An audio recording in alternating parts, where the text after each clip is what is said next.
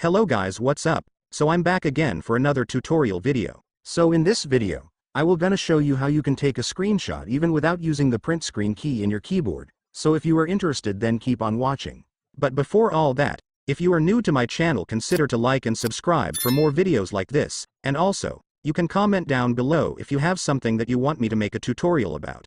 So without further ado, let's start the tutorial. So to take a screenshot without the print screen, it's actually pretty easy. So to do that, you just need to press the Shift plus Windows plus S key in your keyboard. And after that, you can now drag your mouse to the part of your screen that you want to be on your screenshot.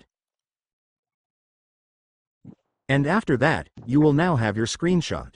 And to save your screenshot, you just need to click it. And then right-click the image.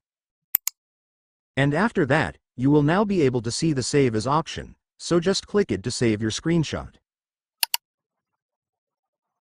And then you will now be directed to the File Explorer, so just go to the location where you want to save your screenshot. And once you're on the location, you can now put the name that you want for your screenshot. And then click Save to save your screenshot. And after that, it's done. Congratulations, your screenshot will now be saved.